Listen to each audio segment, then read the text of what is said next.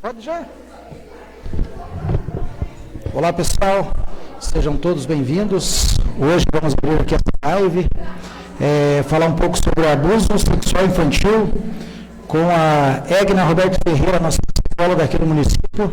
Então você já compartilha essa live, manda para o pessoal aí, legal?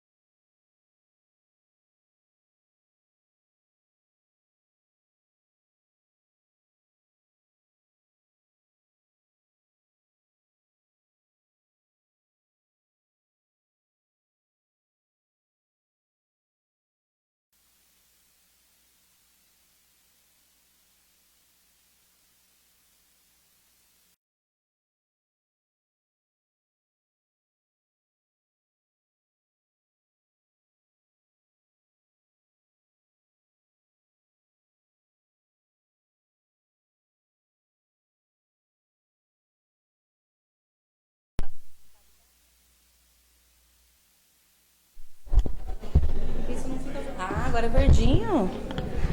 Boa tarde. Sejam todos bem-vindos ao nosso evento da Procuradoria da Mulher. É uma grande satisfação receber vocês aqui. Essa equipe maravilhosa, equipe da saúde.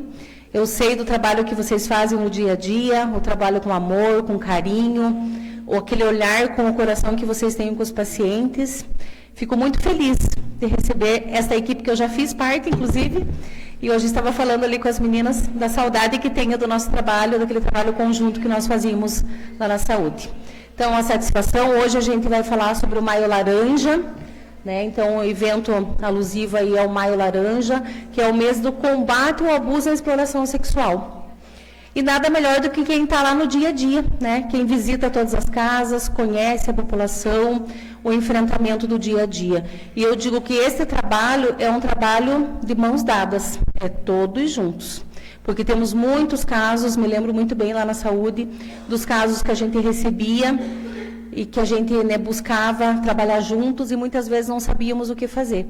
Então, agora a gente tem uma metodologia de trabalho, né, uma escuta, a revelação espontânea, é para aquela pessoa que a gente confia, que a gente vai contar. E é essa pessoa que vai fazer os encaminhamentos. Não é mais aquela época que a gente vai levando, né, a nossa criança, o nosso adolescente para outras pessoas ouvirem. Ela falou para mim, é eu que vou dar os encaminhamentos. Então, a gente chama de revelação espontânea. E hoje temos aqui a nossa palestrante, a Egna, né, que é mestranda, né, mestre no tema, inclusive, do abuso sexual, é a área dela. A Egna trabalha não só com criança, adolescente, jovens, mas também mulheres vítimas de violência. Então, esse é o mês da gente trabalhar. E por que a Procuradoria da Mulher está fazendo um evento que fala de mulher e a gente vai falar de criança? Porque desde quando a gente é mulher? Desde que a gente está na barriga da nossa mãe, né? Então, desde este período, a gente vem trabalhando a questão da mulher. Por isso que a Procuradoria da Mulher toma frente desses temas, e são temas relevantes para o nosso dia a dia, e nessa busca, né, nessa busca da gente trabalhar em prol das pessoas. Hoje nós temos muitos casos, não só em Tijucas do Sul, mas a nível de Brasil. Eu estava olhando as estatísticas, são assustadoras de quantas crianças são abusadas por dia.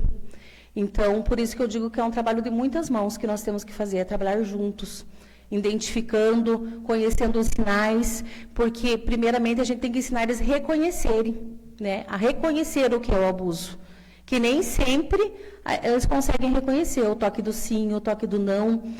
Nós já trabalhamos juntos com a Egna, e eu aprendi muito com ela nesta área, principalmente da questão do reconhecimento da violência. Muitas vezes nem as mulheres conseguem reconhecer que elas são vítimas de violência.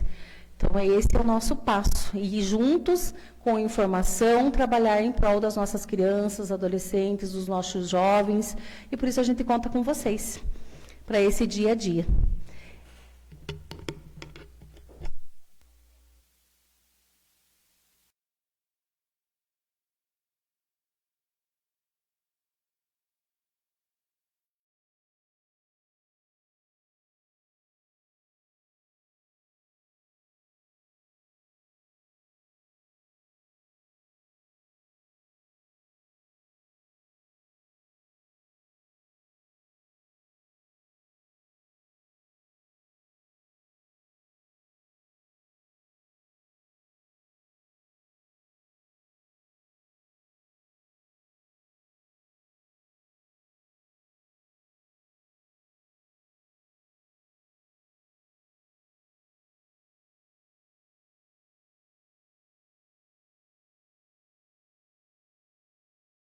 Boa tarde a todos.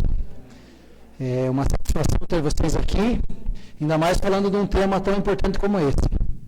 Mas falar para vocês que a casa está aberta, não só para esse tema, mas para todos os outros meses e temas que virão.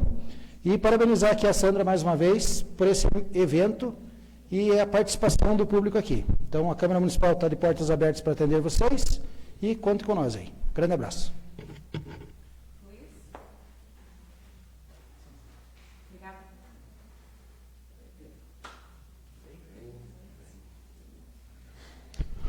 Olá, boa tarde a todos. É uma satisfação também estar participando desse evento, né? Onde aborda um assunto muito digamos assim, um assunto crônico já dentro da sociedade, né? Que é a questão, né, da violência sexual a menores. E a gente está também à disposição, né, para também tratar desse assunto. Logicamente é assunto mais para a mulher, né, mas a gente está também se envolvendo com a situação para que a gente possa também debater sobre esse assunto, né, e trazer uma melhoria também na questão da juventude, dos jovens que são abusados sexualmente, aonde que muitas vezes, né, prejudica o psicológico da criança, do adolescente, né. Então, muito obrigado pela presença de todos e a gente está aqui para debater sobre o assunto.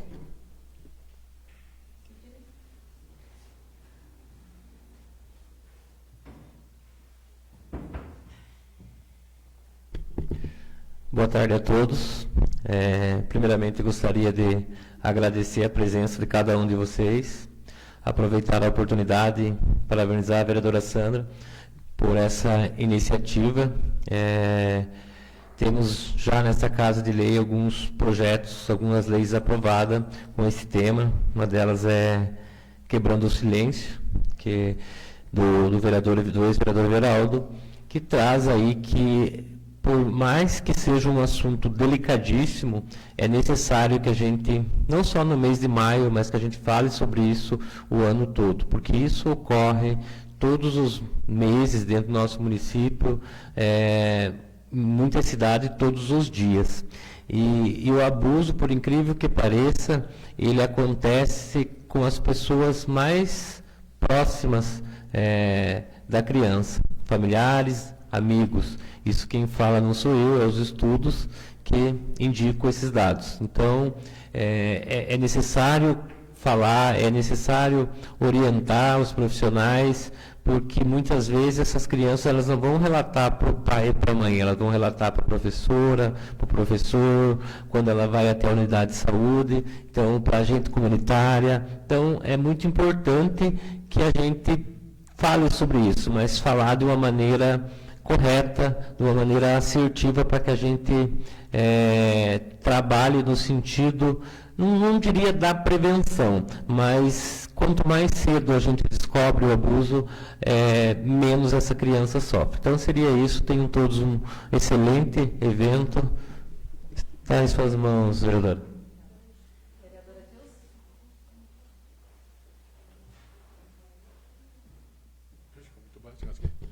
Uma boa tarde a todos.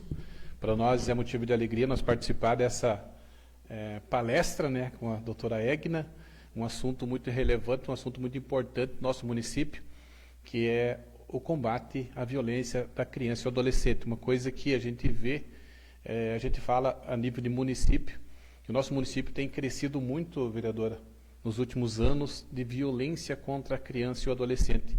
E nós, como vereadores, como poder público, a gente tem que trabalhar nas políticas públicas e combate a esse abuso.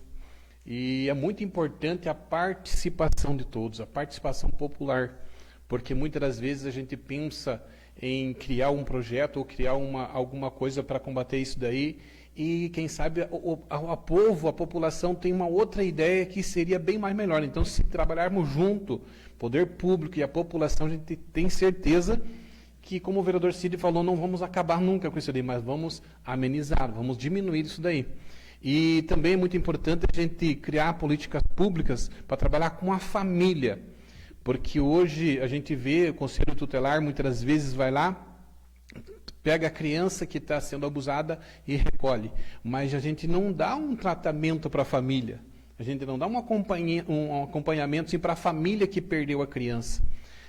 E como que surgiu todo o contexto? A gente tem que estudar tudo isso, a gente tem que criar políticas públicas para que possamos combater um pouco mais esse assunto, né?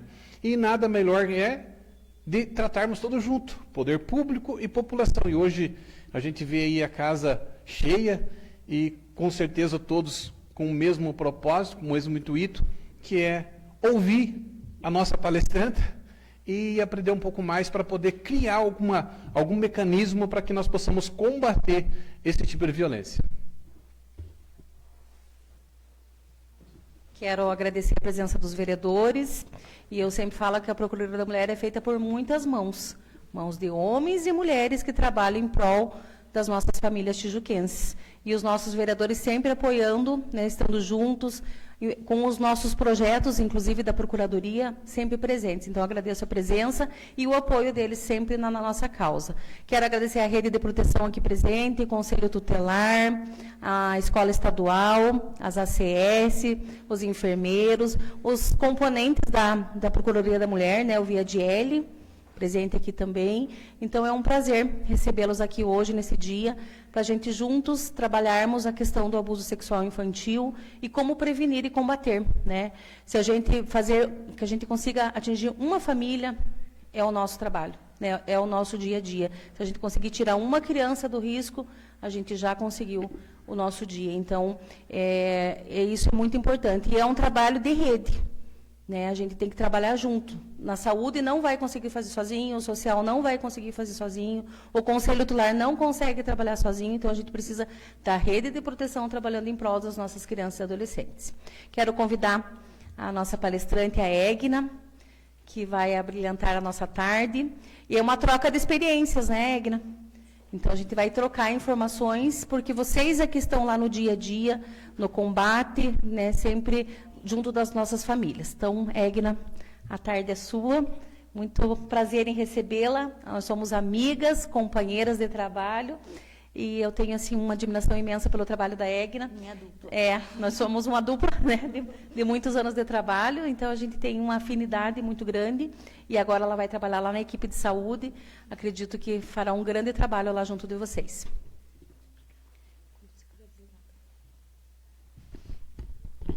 Boa tarde a todos, né? Hoje de manhã eu pensava, né? Cada vez que eu vou falar de abuso, é frio, né? Porque é maio e é sempre frio. Nesta tarde fria, então, né? Que bom recebê-los para tratar um assunto tão difícil que é este, que é tratado todo mês de maio. E por que é tratado neste mês? Por que a gente fala de abuso sexual todos os anos? Primeiro, porque é lei, e porque se a gente reconhece os sinais que uma situação abusiva está acontecendo, a gente consegue denunciar. Então, a gente vai ver dados hoje, né, de qual é a importância de denunciar uma situação que aí aflige crianças e adolescentes, que é o abuso sexual infantil. Então, no ano de 1970, uma criança chamada Araceli saiu de casa com seu irmão para ir para a escola. No retorno, voltou só o irmão. A mãe aflita, né, procurou ajuda e esta criança não voltou. Quando foi achada, lá em 1970, né, sem a tecnologia que temos hoje, essa criança estava morta, com indícios de abuso sexual infantil e queimada, né? Uma situação abusiva, ela acontece e ela aflige uma família. O abusador abusa de uma família, porque tem dor para todas as pessoas envolvidas, né? Esta mãe, que era da Bolívia, ela, sabendo quem eram pessoas poderosas de fora do contexto escolar, que eles foram presos, logo após saíram da prisão e a mãe foi, e a gente vê muito isso no conselho, né? E como as coisas acontecem e envolve a família, como que a mulher muitas vezes é culpabilizada. Então eu acho que a Procuradoria é o lugar adequado de falar sobre isso, e a mãe foi acusada. Por isso, porque para entender essa dinâmica do abuso sexual infantil, da exploração sexual, que nós, então por isso que do nome instrumentalizando, a gente precisa identificar sinais, saber reconhecer para poder acolher essas famílias, né? Então este é o meu propósito, de eu falar aí da dinâmica de como acontece o abuso sexual infantil, para a gente poder ter esse olhar sensível e procurar ajuda. Porque, como a Sandra disse, a gente não faz isso sozinho, né? Não é só a psicologia, não é só a enfermagem, não é só o médico. A gente, de mão dadas, consegue aí apoiar esta família, e esta família precisa ser instrumentalizada para poder lidar com a dor. Quero. Tá aqui. Então, nós temos aqui muitas mulheres e muitos meninos. Então, eu quero fazer um acordo com vocês. de cada 4 mulheres, hoje os índices apontam que uma sofreu abuso sexual.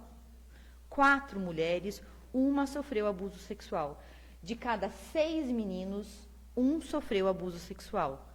Então, que a gente seja sensível nesse dia e consiga cuidar do coleguinha que está do nosso lado, né? Às vezes uma mão dada, um aperto, um abraço, e se quiserem me procurar no final a gente conversa, tá bom? Muitas vezes é durante a fala que a gente reconhece que foi submetida a esse tipo de violência. Então, eu trouxe 2 conceitos. Uma da Organização Mundial da Saúde, do que é abuso sexual infantil, e um de um estudador que chama Murilo. E eu trouxe o primeiro conceito porque ele entende na primeira que é da Organização Mundial da Saúde, que ele entende o início do abuso.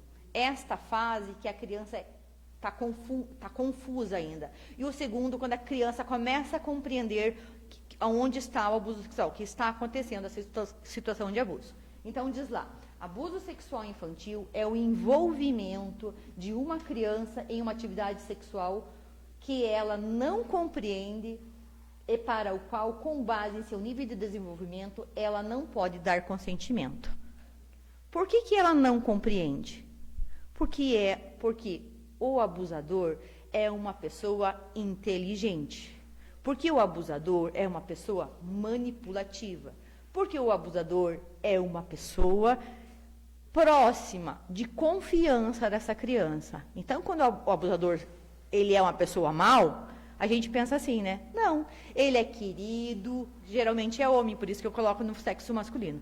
Ele é querido, ele é atencioso, é a pessoa com quem eu deixo a minha criança por este laço de confiança. Então, a gente geralmente pensa que este abusador toca nas partes íntimas da criança, não é isso que a gente pensa? Mas ele tem tempo com essa criança. Então, ele joga bola, ele brinca no sofá, ele senta no tapete, ele pega na mão. É abuso pegar na mão? Não. Ele pega no colo, ele se esfrega nessa criança. E a criança não consegue perceber devido a esse envolvimento que acontece, né? Então, muitas pessoas perguntam, por que você não contou? Não contou porque não entende, e se eu não entendo, eu não posso consentir. O abusador que está num lugar de privilégio, por quê? Porque ele é uma pessoa de mais idade, de melhor compreensão, ele tem um objetivo. O objetivo é ter uma prática sexual com essa criança e silenciar ela. Então, ele tem um objetivo e a criança brinca. Ela se envolve, ela é envolvida nessa dinâmica, então ela não consegue compreender. Então, este primeiro da Organização Mundial da Saúde diz isto, né? A criança não tem capacidade de perceber devido a esta dinâmica. Daí seguimos ali, ó. É uma atividade sexual e não uma relação. Quando eu tenho uma relação com uma outra pessoa, na mesma fase de desenvolvimento aí, diferença, né? A gente tem diferente de idade com os parceiros da gente, mas a gente escolhe o parceiro e o parceiro nos escolhe, não é? Porque independente da minha idade, se eu não aceitei, é abuso. Nessa situação, a criança, ele está em uma situação assimétrica, que é isso que diz ali, ó. Por quê? Porque ele sabe, ele entende e a criança não. Então diz, é uma atividade e não uma relação. É uma atividade sexual entre uma criança e um adulto ou outra criança. E aí, assim, de uma criança para outra criança é crime? Não. A gente não é da polícia. Né? A gente está aqui enquanto rede de proteção, né? Porque se uma criança, vamos dizer, de 6 anos tem uma prática sexual com uma criança de 2, quem foi abusado? Os 2? E a gente tem que cuidar de quem? Dos 2. Né? Então, a gente está aqui hoje enquanto neste pé de proteção. Né? Então, se encontra uma relação assimétrica de responsabilidade, confiança, poder e busca satisfazer as necessidades da pessoa em posição privilegiada, aquele que entende. Eu gosto de dar um exemplo. Se eu tenho uma criança de 5 e uma de 14 e eu adulta, quero que uma criancinha coloque o dedo na tomada sem chorar, sem fazer escândalo, quem para mim é mais fácil de convencer colocar o dedo na tomada? o menor. Então, o abusador, ele sabe quem escolher. Ele sabe que criança, ele vai escolher que fique quieta, que consiga ter a prática sexual com ela e que ela fique em silêncio. Esse silêncio, não poder falar, é o que traz os sintomas psicossomáticos e as doenças mentais para a criança. O segundo conceito diz ali, ó, abuso sexual infantil é qualquer ato em que uma criança ou adolescente é exposto ou envolvido. Então, este autor, ele já entende aí, ó, né, tá implícito que ele entendeu que a criança não compreende e não dá consentimento, né, em alguma atividade sexualizada, usando da simetria fornecida pela autoridade de confiança, dependência emocional, social e econômica. Quero parar nesse ponto, por quê? Né? Porque a criança, a maioria das violências acontece aonde? Pense na vivência de vocês. Quem mais brigou com vocês na vida estava dentro ou fora de casa? As agressões físicas que você recebeu durante a vida, todos nós recebemos, foram dentro ou fora de casa? Dentro de casa. Por que o abuso sexual infantil, a gente acredita que ele acontece fora de casa? Ele acontece, na maioria das vezes, e eu trouxe estudos para vocês, ele também acontece dentro de casa, né? Então, essa pessoa, no começo, a criança tem essa satisfação de conviver com essa pessoa em posição assimétrica de poder, que gosta de mim, que brinca comigo, né, que me dá atenção. Quem não gosta de atenção? Então, essa criança, nessa fase inicial aqui, ó, ela gosta desta relação com o adulto, não da atividade sexual, porque ela não entendeu isso. E quando ela começa a entender? Aí a gente passa para a segunda parte. Ele usa do poder. E aí, nesse poder, eu gosto de parar e da gente pensar. Quando a gente deixa uma criança com alguém, tipo, vou deixar lá na casa do vô.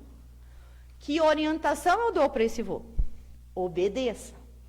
Faça tudo o que ele pedir. Não é assim, a gente fala na inocência, não é bem isso que a gente quer dizer. Mas a gente fala, obedeça o adulto, seja educado, fale baixo, não grite, não chore. A gente não para pensar, porque aquele vô é pessoa de confiança. Então, atrás desse relação de poder, quando meu pai manda, se eu sou educada, eu obedeço. Então, atrás dessa relação de poder que o adulto tem sobre mim, criança, atrás dessa relação de confiança, é que acontece a situação abusiva, né? Ele está instrumentalizado para fazer aquilo. E eu coloco novamente no sexo masculino, porque a maioria dos estudos que temos hoje é dizendo que a maioria dos abusos ainda acontece com homens, né? Por homens, né? Então, de relação de poder, força, medo, cultura, capacidade de compreensão, necessidade ou outras vulnerabilidades. O cuidador, a pessoa que abusa, conhece todas as vulnerabilidades dessa criança, não conhece? Então, vai usar disso. O que ele quer? Satisfação e silêncio. Então, a gente ensina o que às crianças? A falar. O abusador escolhe a vítima. Quem é a vítima adequada? Aquela que é quietinha, isolada, tem dificuldade de falar. Ou aquela criança que fala e ninguém mais acredita no que ela fala. Por quê? Porque daí não acredita, tem um descrédito nessa fala, né? Então, criança tem perfil. Então, geralmente a gente acredita na fala do adulto ainda. E a gente tem que parar, pensar nisso, né? Então, estratégias abusivas, né, do abusador, estratégias podem ocorrer presencialmente ou online. Então, depois do advento da tecnologia, né, depois da pandemia principalmente, né, Meet, WhatsApp, a gente tem infinitas possibilidades de ter acesso. As crianças passaram a ser mais abusadas. As crianças passaram a ficar mais tempo sozinhas no quarto. Antigamente a gente tinha um computador que ficava na sala, né? Então, os adultos ficavam tramitando por ali, passando, a gente via o que a criança estava acessando. E hoje, que está no bolso, o abusador está, não sei precisar, muito longe desta criança e assim mesmo consegue abusar online. Hoje nós temos delegacias Só para isso, só para crimes online, né? Só por cyber, né? Então, pode ocorrer presencialmente ou online, fazendo uso de silenciamento e descrédito da vítima e do seu ambiente. A gente não acredita nem na fala desta criança e nem na fala dessa mãe, muitas vezes. Né? Será que ela é conivente? Não tem isso da gente pensar? Né? Muitas vezes, quando a gente dá a notícia, a criança revelou espontaneamente para mim que ela é vítima, eu conto para a mãe, eu espero que ela fique louca, não dou tempo para ela. Eu espero que ela fique, que ela não entenda, que ela chore, que ela grite, mas que ela acredite. É sempre esta a primeira impressão da mãe ou ela vai dizer não? Ela vai pensar, gente, porque aquela pessoa também é de confiança da mãe. Ela tem, né? Ela pode poder pensar assim, não, mas este é meu marido, ele cuida do lar, ele cuida bem dela, porque é isto, não é? Esta é a primeira impressão. A gente tem que cuidar desta família também, como disse o vereador, a gente tem que cuidar dessa família para desenvolver essas capacidades protetivas para cuidar dessa criança e não tirar essa criança. Né? Então, este trabalho já é feito no município, né? Nós temos uma equipe muito bem capacitada aí para poder avaliar esta criança, esta mãe, essa família, para ver se quem sai de casa é o abusador, não é a criança. Né? E nós temos aí diferentes estratégias para acionar aí meios do Estado para poder fazer isso. Então, hoje nós estamos falando de abuso sexual e a minha fala se concentra no abuso sexual. Mas a gente também deveria falar de exploração. E por que eu falo mais de abuso? Porque as crianças que são exploradas, que tem alguma troca aí com o corpo da criança, elas são abusadas sexualmente. Acresce aí o valor monetário, né? E aí a gente pensa assim, quem é que vende uma criança? Como que vende? Principalmente por pornografia, tráfico, turismo sexual e prostituição. Vai ter um ganho econômico? Será que a gente pensa em dinheiro na mão, não é? Mas tem família que vende, troca a criança em troca de substâncias psicoativas. Tem família que troca por alimento. Então, a gente precisa ter um olhar atento para isso, para ver qual que é a condição desta família, por que essa troca está acontecendo. E daí entraria em exploração sexual. Geralmente, o que é abuso sexual, né? A gente pensa assim, é quando uma criança, menina, teve uma atividade sexual por um homem e houve uma penetração. Isto é abuso? Isto é abuso, mas isso configura 2% dos abusos. Num campo aí de 100 crianças, 2 tiveram penetração. E as outras 98 crianças, elas sofreram abuso? Sofreram, e é por isso que eu gosto de trazer a classificação para a gente poder pensar nisso, né? Então, a primeira classificação que eu trouxe é abuso sexual com penetração, estupro. Penetração oral, anal e genital. Quando o abusador tem um pipi, não é? E quando não tem, abusa? Mulher abusa? Abusa. E faz uso do quê? De diferentes instrumentos, e daí, principalmente, né, digital. E aí a gente tem a prova, eu que sou psicóloga, né, aí forense, geralmente a gente quer uma prova sólida, e neste caso, muitas vezes, não tem essa prova sólida. A maioria dos casos está na classificação 2 e 3. Somente no primeiro caso, pode ser que eu tenha esse resultado médico, que eu leve a criança, que ela tenha sêmen, que ela tenha saliva, que ela esteja gestante. Pense que tudo que eu falei, a maioria é homem. E se é um menino, né? Um pouco desse já caiu, daí gestante ele não vai estar, não é? Então, os abusos que são praticados por mulheres geralmente têm um grau de severidade ainda maior. E aí pense nos 2 itens, vocês tinham que ver a cara de vocês. Pense nos 2 itens de baixo, porque a maioria está nessa classificação, né? Então, abuso com conduta física e sem penetração. O que é isso, né? Aí, tocar partes erógenas do corpo. Do corpo de quem? Se não tem penetração, a pessoa toca em mim, vítima, e eu, vítima, toco na pessoa, não é? O que é parte erógena? Mão. É parte erógena? Lembre da dinâmica. Eu brinco lá fora, jogo bola, sento no sofá, brinco no tapete, pego na mão. Pode ser que sim, pode ser que não. Quem vai entender o abusador? E o abusador está sempre na nossa frente. Ele que tem o objetivo, a criança não.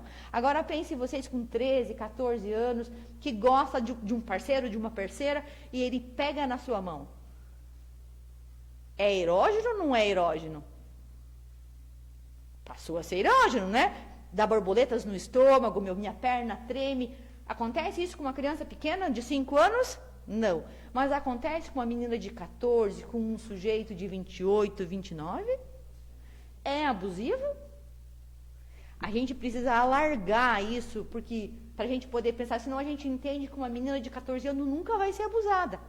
E é estupro de vulnerável. Né? Porque a gente entende, não, mas ela pode consentir. Lembramos do primeiro slide, ela pode consentir. Quando que isso começou? Quando ela se percebe, ela já está nessa dinâmica. Ela já não consegue mais fugir. Ele já está ameaçando ela. Né? As borboletas do estômago já foi, ó, há muito tempo daí. Virou violência. Porque a borboleta não é boa? Essa sensação já perdeu daí, né?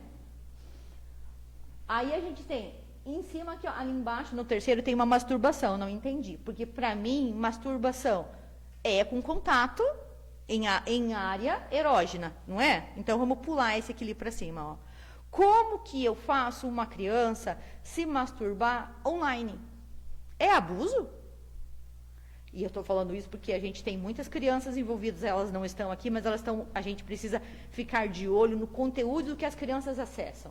Aí, a pessoa, o abusador, induz a criança a ligar câmeras, né, e tocar nela mesma, e depois vende isso que vai lá para a exploração sexual.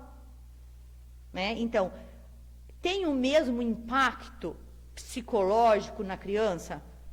Sim, tem. Por quê? Porque ela não tem capacidade ainda de entender esse sentimento que o corpo desperta, essa relação e depois essa ameaça que ela recebe.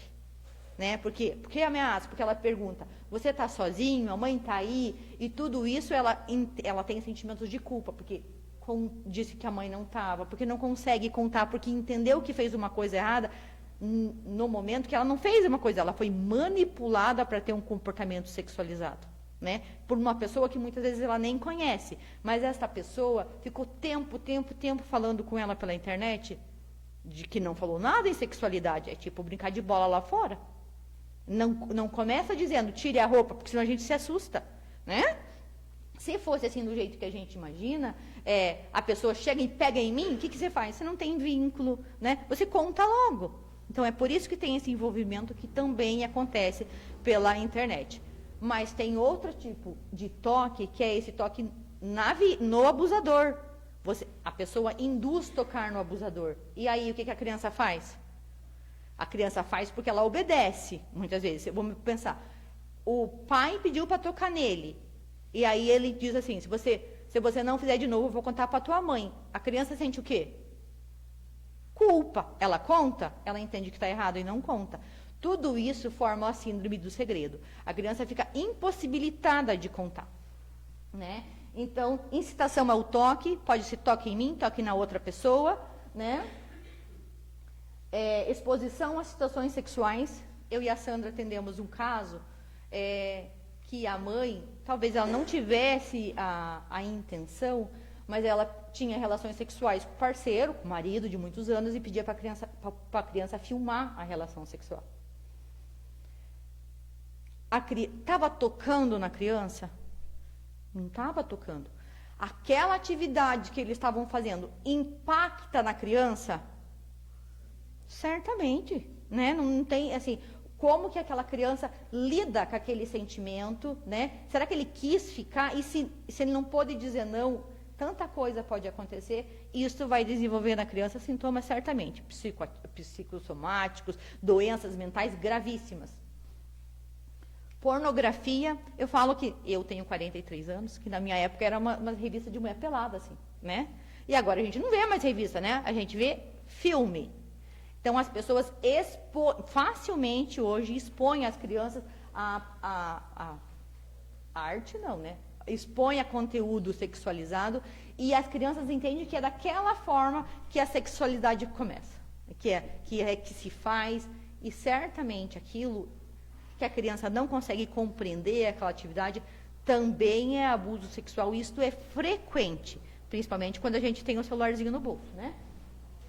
Então, voyeurismo e exibicionismo são parafilias. Eu gosto de acrescentar ali, ó, pedofilia.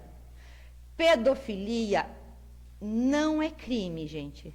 Pedofilia é doença mental. E nós da área da saúde temos que entender isto. Uma pessoa que é pedófila, ela imagina uma criança, mas ela não toca nela. Ela imagina, não é? Ela tem uma relação com outra pessoa adulta, imaginando. No momento que ela usar de uma criança, aí é abuso. Por que a gente diz isto? Né? Por que é importante dizer isto? Né? Porque nós, enquanto da saúde, se essa pessoa, esse homem, vamos dizer, né? Ele sentiu atraído por uma criança, ele tem que nos procurar para o abuso não começar. Se a gente não atender, se a gente se negar por comportamento moral aí, não atender essa pessoa, ele vai abusar de uma criança. Né? Então, se a gente conhece alguém que tem desejo por uma criança, é abuso? É difícil, né? É um conteúdo muito difícil, né? Que a gente entende que é errado. Né? E se ele tocar na criança, é errado. Então, ele que nos procure, enquanto equipamento de saúde. O que é voyeurismo? Né? Lá, está escrito lá, tá. Ato de observar. Se eu e o meu marido, né? Se nós, do mesmo nível aqui, ó, se a gente gosta disso, se ele só tem prazer assim, isto é abuso? Eu, com o mesmo entendimento dele. É abuso? Não é. Ele precisa ter tratamento? Certamente, né? Não é verdade isso, tá, coitado? Né? Né? Mas se eu observo uma criança, é abuso? E por que é abuso se eu não toco nela? Imagine você, todo dia que eu for tomar banho, o meu pai fica me observando com um olhar libidinoso. Isso afeta meu psicológico, a minha estrutura mental? Certo. Igual às aos outros itens que eu disse, pode ser que sim. Né? E a mesma coisa do exibicionismo. Exibicionista é aquela pessoa que gosta de se mostrar para outra pessoa. Posso me mostrar para outra pessoa? Se a outra pessoa consentir, sim.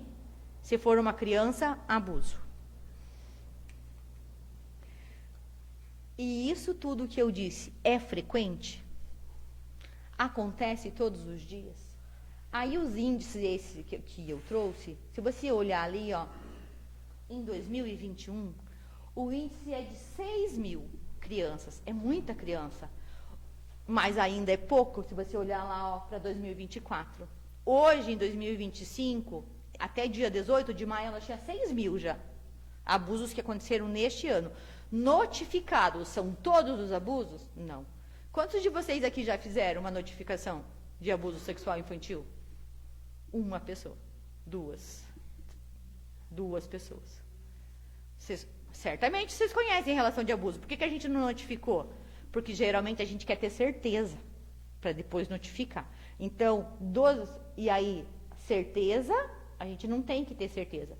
Se a gente tem indícios que uma criança está sofrendo violência, eu tenho que notificar. Em caso contrário, eu estou esperando que essa criança sofra a violência, que ela seja abusada para depois eu contar?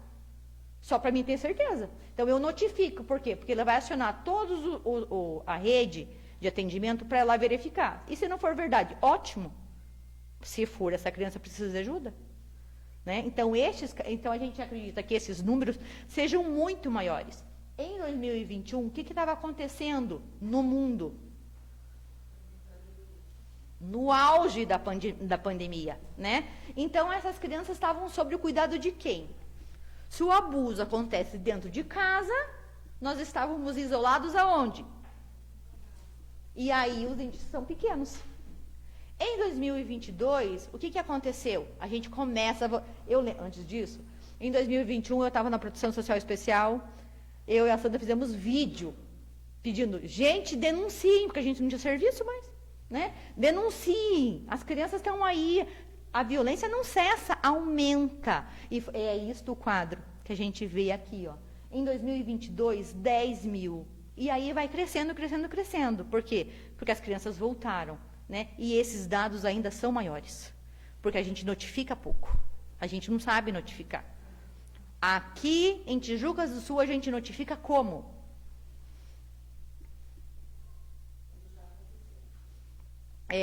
Mas como que eu faço para fazer uma notificação? Baixo lá da internet, né, uma ficha do Sinam e mando uma cópia para o Conselho Tutelar, junto para a Epidemiologia da Saúde. É assim que a gente notifica. Se eu não sei isso, eu ligo no Conselho Tutelar ou faço uma ligação para o Disque 100.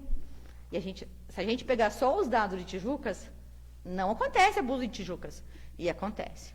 Trabalhei 13 anos, né, com isso, toda sexta-feira, de 13 anos, eu atendi nas sextas-feiras, somente abuso sexual infantil que acontece nesse município.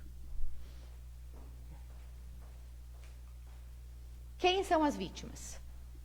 De quatro mulheres, né, uma foi vítima de abuso. De cada 6 meninos, um foi abusado sexualmente, de acordo com aquela classificação lá, com penetração, com contato aí nas partes erógenas do corpo, ou sem toque, né? Desta forma, então, por que esse número de meninos é tão pequeno? Vocês não acham que é pequeno esse número de meninos? Menina é sexo o quê? Frágil. E menino? Menino é forte, não pode chorar, né? Engula esse choro, se não é menina. Não fala, a gente não fala assim para menino? Então, o menino, quando sofre abuso, ele fala? Não fala, porque ele tem vergonha, né? Se lá no contexto escolar, eu tenho uma menina de 12 anos e ela beijou outro menino, eu entendo que ela é o quê? Sexualizada, precocemente, não é assim? Agora, se um menino de 12 anos beijou outra menina, eu entendo o quê? Garanhão. Né? Macho, esse é dos meus. A gente não escuta isso? A violência acontece para menino e para menina. O sistema psicológico, as estruturas mentais, é tudo a mesma coisa, não diferencia de menino para menina. Eles sofrem calados, não denunciam. E nós, enquanto rede de proteção, culturalmente a gente entende, menina é frágil, menino não. Então a nossa atenção também está voltada para as meninas. Não é só porque eles não falam. Culturalmente, eles não têm essa liberdade para falar e a gente também não olha para eles. Quem é o abusador? Esses dados dizem que 50%, eu acho que é mais, né? Tem dados que dizem que é mais. Esses dados dizem que 50% acontece em casa e o principal abusador é o pai biológico. E o segundo é o padrasto. E aí, geralmente, a gente tem culturalmente estabelecido, né, que se a pessoa casa, a mulher casa uma segunda vez, a gente cuida do padrasto, né, porque ele não tem laço biológico, vá que abusa da minha filha. Sendo que quem mais abusa é o pai biológico. E por que é o pai biológico que abusa? Que é assustador na minha concepção, né, isso é um dos fatos que mais me agrava de pensar assim. Por que é o pai? Porque ele tem uma relação de poder e uma relação de confiança. Pensem para vocês, assim, o que acontece na cabeça da criança. Quando a gente tem um dia muito difícil no trabalho, quando tudo dá errado, o que a gente quer fazer? Quer ir para casa. E aí você chega em casa e quer fazer o quê? Eu, pelo menos, quero tomar um banho e quero dormir. Não é isso que acontece com a gente, né?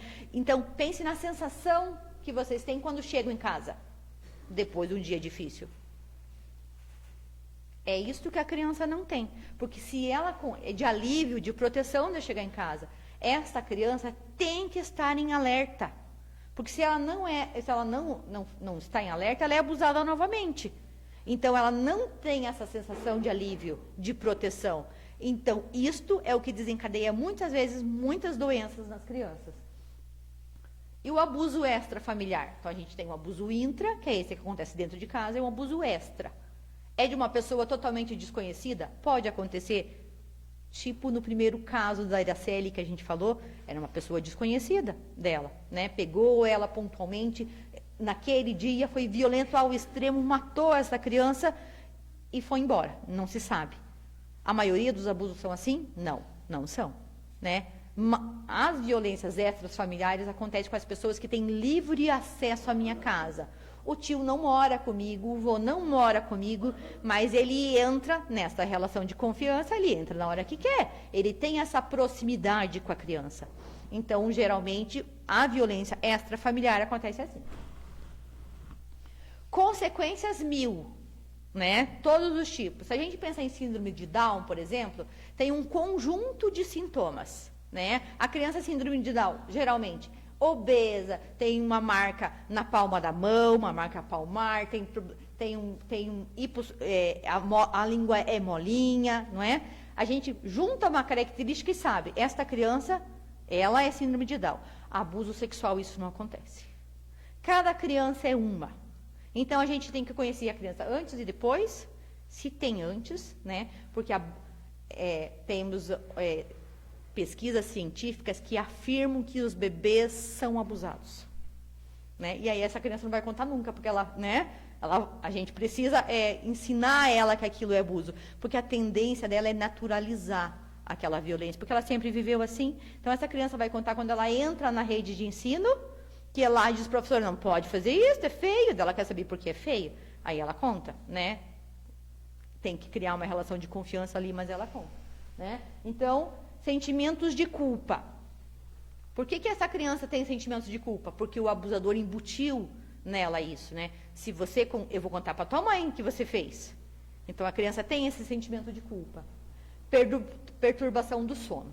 Gosto de comparar a perturbação do sono do tipo, se a gente está sofrendo, a gente não quer dormir, né? Quando a gente sofre alguma coisa muito grave na vida, a gente tem um sono a mais, que é o nosso sistema, né? Um mecanismo de defesa, que ele quer atenuar as coisas para a gente. Então, a gente dorme mais, né? Depois de um processo de luto, perdi o companheiro, um filho, a gente tem mais sono, né? E se a gente...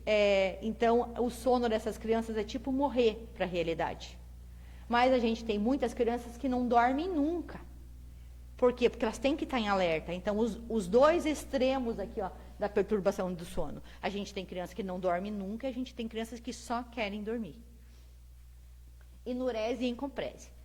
A minha teoria, né, a da psicologia, é comportamental. Amo dizer que eu sou comportamental. Mas o Freud explica muito bem isso, muito melhor do que a minha linha de pesquisa, né? Que é uma criança que faz xixi, faz cocô na roupa, na cama, eu entendo que é quase um processo de defesa, né? Ela se sente culpada como se ela atraísse esse abusador para ela, né? Como ela que tivesse puxado essa criança para mim lá no sentimento de culpa. E nurese e incomprese se eu tô suja, fedida, ele não vai me querer. Então, e isso é inconsciente, logicamente, né? A criança não tem clareza sobre isso, mas muitas vezes é isso que acontece, né? Distúrbios alimentares. Muitas vezes a criança é na comida o único meio prazeroso dela. Ou o sentimento de culpa, aliado com o distúrbio alimentar, não deixa que ela coma. Né? Então essa criança não come, e aí a gente enquanto profissional de saúde vai receber esta criança com muitas outras queixas que não um abuso, né?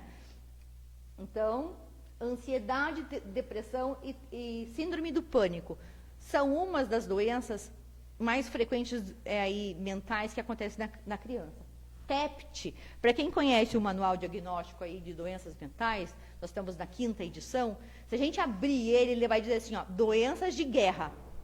Então, se eu, por acaso, fui para a guerra e eu volto da guerra, eu vou ter sintomas, tipo, parece que eu vou morrer em qualquer momento, parece que tem uma bomba que estoura aqui do meu lado. O mesmo sintoma de medo, de alerta, de pensamentos intrusivos, acontece com uma criança. Pensa que os médicos, quando fizeram, né, os psiquiatras que fizeram o manual, eles compararam uma guerra com uma situação abusiva. Quantas pessoas... Tem um índice que 57% das crianças e dos adolescentes que sofreram abuso sexual têm TEPT. Então, de cada 2, 1, no mínimo. Comportamentos autodestrutivos. Por que as crianças e os adolescentes tanto se cortam? Né? Então, a gente atende, muitas vezes não chega ao ímago disso, que muitas vezes é o abuso sexual infantil. Né? Sexualização precoce. Né? Então, a gente vê a menina, geralmente a gente vê a menina, o menino a gente não vê, porque a gente naturaliza. Aquela menina está sexualizada muito cedo, anda muito com pouca roupa, quem diz tijucano, né? Pitoca, né? Anda pitoca por aí, né? Não é isso? A gente olha pelos olhos preconceituosos. Mas eu que trabalho na clínica há muitos anos, atendo muitas mulheres que não têm prazer sexual nenhum. Lá vem o sentimento de culpa. Então, sempre esse extremo. Não tem um equilíbrio. Né? Nem dos distúrbios alimentares, nem no sono. É essa criança aí, desta forma, ela não consegue se equilibrar nessa vida. E por isso que a gente tem tantas doenças psicossomáticas que vocês atendem todos os dias aí na rede de saúde. O principal autor para mim que fala sobre abuso sexual é uma pessoa chamada Fuhrmans. Eu tenho um livro, caso alguém precise. E ela vai dizer, por que tem criança que tem distúrbio de aprendizagem enquanto uma criança tem TEPT? Enquanto uma criança tem dificuldade de concentração, outra criança se mata, porque criança morre em decorrência de abuso sexual infantil. Porque criança se mata, né? A gente parece que não pensa, isso é outro tema que a gente não pensa, que elas tiram a própria vida porque não sabem, não conseguem lidar. Quem é que consegue, né, sozinho lidar com uma situação dessa? Elas precisam da gente, né? Enquanto família, enquanto rede. Esse autor, o Fuhrmans, ele vai dizer, nesses 7 fatores aqui, ó, por que diferencia? Por que essa abrangência de sintomas de cada um? Então, o primeiro item que ele fala é a idade da criança quando houve o início da violência. A gente da rede nunca pergunta quando começou. Porque a gente entende que a criança não tinha compreensão do fato. Porque não é culpa dela. Então, o que ela sabe muitas vezes é quando ela percebeu que o abuso estava acontecendo. Que é quando começa a força, as ameaças do agressor. Né? Então, quando começou, geralmente ela não sabe. Quanto mais tempo, né, que é o item 2, quanto mais tempo essa criança ficou em situação desse abuso, dessa violência, maiores serão os danos. Então, quanto antes, quando que o abusador deixa essa criança? Quando ela está próxima a falar.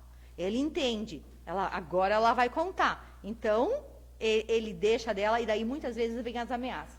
Muito comum criança que tem irmãos, né, o abusador dizer, para manter aquela relação de silêncio, ele dizer, né, se você contar, eu abuso da sua irmã. Aí está acontecendo o abuso com as 2 irmãs e nenhuma conta. Né? Eu atendi uma criança pequena que ela me dizia assim, deveria ter uns 6 anos, ela dizia assim, se em mim dói, imagine na minha irmãzinha. Então acontece, não estava acontecendo com a irmãzinha? Né? E isso acontece, a gente tem casos em Tijucas que adulta já conta e descobre que a irmã também estava sendo abusada, né? Então, o grau de violência utilizado no momento. Não é no momento da atividade sexual, é durante esse percurso. Se a gente pensar, se a criança conta de alguma forma que aquela pessoa está brincando, lá no primeiro slide lá que a gente falou, que a criança tem uma satisfação, gosta de estar com aquela pessoa, ela é carinhosa com ele, você entende lá, o grau é 1. Mas se ela ficou submetida, passou daquela fase, ela não quis mais brincar com o abusador, ele usou da força, usou da violência física, ameaçou a família, então o sintoma vai ser muito maior. Né? Se havia algum tipo de vínculo entre o abusador e a vítima. Quando o abuso é extrafamiliar, alguém de fora, o dano é menor. Por quê? Porque é diferente de uma pessoa que eu nunca vi, entrou na minha casa, ficou um tempo aqui e abusou de mim, do que o meu pai abusar. Porque daí, como que eu conto para ele, o que vai acontecer com o meu irmão, com a minha mãe, entende? E muitas vezes a criança quer proteger esse abusador, né? Então, a ausência de figuras parentais protetivas. A gente diz que as crianças não contam, mas sempre que ela consegue falar da forma que a gente entende, a gente percebe que ela já tentou contar de outras formas, né? Ela tentou expressar de outras maneiras. Quando ela falou, contei para minha mãe, que geralmente é a mãe que recebe o relato, e a minha mãe não acreditou, e eu continuei a conviver com o abusador, isto não dá mais, né? Não tem muito mais consequência? Né? E o último é o grau do segredo, que é essa composição toda, e o sofrimento de todos os 6 juntos, né? Então, o que é o síndrome do segredo? Né?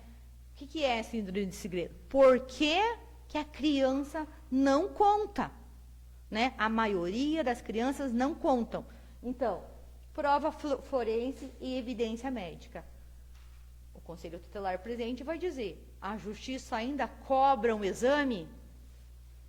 Né? Na lei lá de 2017, né, diz que pode ser realizado o exame. Né? Pode, mas não é isso que acontece na prática. Né? Ainda se cobra os exames das crianças. A gente leva a força dessa criança para fazer o exame, independente do que ela fez. E eu tenho pontos positivos e negativos. Né? Às vezes a criança vai e volta na fala, então a gente tem que considerar. Mas a maioria dá negativo. Né? Não tem aí sêmen, não tem saliva, a criança não está gestante. E aí? Daí a gente não tem nenhuma evidência médica. E daí, o que as mães geralmente dizem pra gente? Não, então não. Você deu negativo, o abuso não aconteceu. Né? E aí a gente fica, então, sabendo disso, muitas crianças não contam. Né?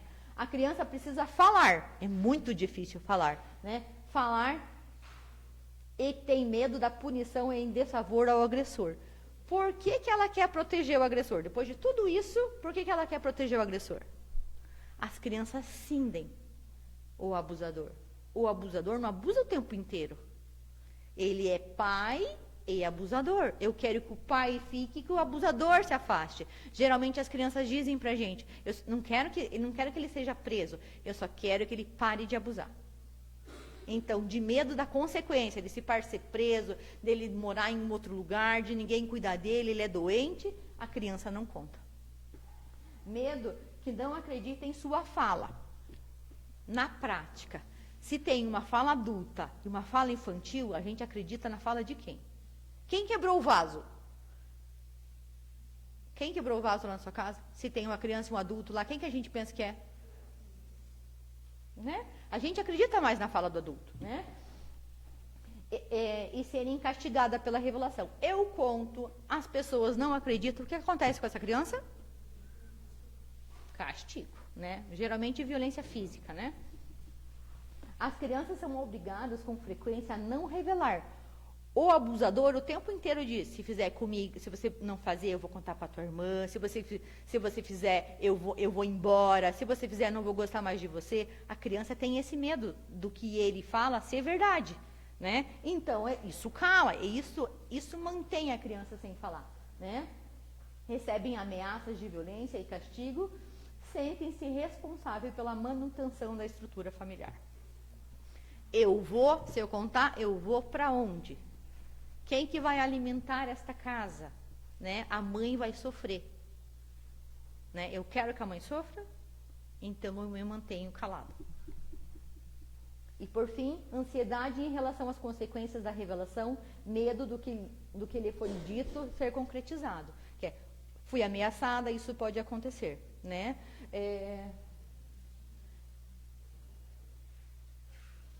Então, esse conjunto aqui é a síndrome do segredo. Né? Então, muitas vezes, a maioria das vítimas não contam. Mas, e se elas contam?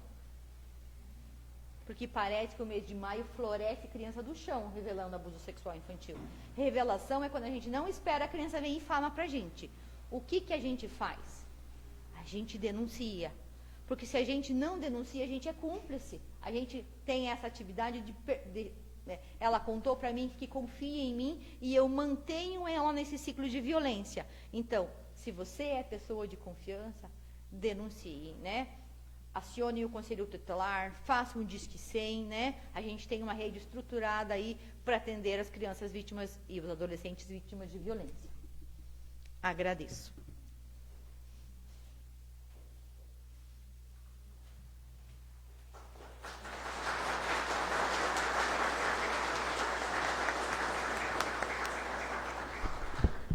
Quero agradecer essa fala brilhante da Egna, né? E quando ela vinha falando, eu fui lembrando, porque a gente entendeu muitos casos juntas, né? E um dos casos que mais me marcou foi uma situação que ele abusou de todas as filhas. Então, ele teve 6 filhas, todas abusadas. Quando se descobriu o abuso? Quando ele começou a abusar das netas. E isso foi bem difícil para nós, porque a revelação era bem difícil porque era uma criança deficiente. Então, foi pelas opções. Foi como ela vinha demonstrando os comportamentos dela dentro da escola. E foi através dela que a gente conseguiu chegar em todas as outras que foram abusadas, inclusive uma delas, a irmã nos relatou tempos depois, que a irmã cometeu suicídio por conta dos abusos. Então, foram histórias muito marcantes, né? E principalmente disto que acontece dentro de casa. É na pessoa que a gente mais confia. E isso é muito difícil. E revelar isso é para as pessoas que a gente confia, as pessoas que a gente acredita. Nós tivemos casos aqui de algumas ACS, né, de casos de pedofilia, né? Um caso bem importante, que ela identificou, né, que a menina estava lá há mais de 30 dias, não estava frequentando a escola. Por que ela estava naquele local há mais de 30 dias? E ela conseguiu identificar com o trabalho dela um caso de pedofilia que foi denunciado, né, foi atendido pela rede de proteção, e muitos outros casos que vocês acabaram identificando, inclusive as nossas enfermeiras. Muitas vezes fui chamada nas unidades com a revelação, olha, ela veio aqui e contou, né, contou aqui dentro da escola. Então, esse trabalho que nós fazíamos com a Egna, além de fazer o atendimento, a gente fazia um trabalho também de busca, de orientação, de conscientização. O maio, para nós, era um mês sagrado, então a gente trabalhava o mês todo, arduamente, porque é neste mês que as pessoas se identificam. Mas é só no mês de maio que a gente precisa se identificar com o abuso? Não, é todos os meses. Acontece todos os dias, então nós temos que estar preparados, né, para sabermos para onde encaminharmos a ficha de notificação, né, Egna, o quanto é importante a ficha de notificação, da gente preencher, né, não precisa ter medo de preencher, muitas vezes as pessoas têm um medo de serem identificados, mas é através desta ficha que o município tem números, esse dado vai para a vigilância sanitária, a Sandra muitas vezes já falou disso, né, a Sandra da vigilância, e o quanto esse dado é importante. Quem mais notifica, porque eu também trabalhei com as fichas de notificação, quem mais notifica é o hospital. Por que é o hospital que mais notifica? Porque já aconteceu, né? Então, a gente tem que trabalhar aí na prevenção. Então, te agradeço, Egna, pela palestra brilhante, né? A Egna sempre à disposição, e eu sempre falo que a Procuradoria da Mulher, ela vai trabalhar com isso, né? Na questão dos encaminhamentos, nas questões das denúncias. Nosso trabalho aqui é de acolhida, é de encaminhar todas as vítimas, todas as mulheres que são vítimas, e aqui a gente faz um trabalho muito intenso. Então, além de trabalhar com encaminhamentos, denúncias, a gente trabalha com palestra, com atividades nas escolas, nas unidades, se for preciso, a gente vai falar sobre violência. E aqui é um espaço de acolhida. Agora nós temos uma sala, né, preparada aí para atender as pessoas que aqui nos procuram, e nós fazemos o encaminhamento. Então, a Procuradoria da Mulher conta com todos vocês, com todo mundo aqui, para a gente estar trabalhando juntos, né? E esse é um trabalho bem responsável. E a Procuradoria, ela não faz só esse trabalho de encaminhamento, de atendimento, mas sim também de políticas públicas voltadas para esse público. Então, se vocês tiverem sugestões, estamos aqui para receber, né, de braços abertos. A opinião de vocês é muito importante, como eu falo, vocês que estão lá no dia a dia. Quero agradecer aos vereadores presentes, as ACS que aqui participaram, né, as enfermeiras, a rede de proteção, Conselho Tutelar. E agora é o momento das perguntas. Até se vocês quiserem, né, colocar algumas situações que vocês vivenciaram no dia a dia, quiserem tiver alguma dúvida para tirar com a Egna, estamos à disposição. Alguém quer falar? Contar uma experiência?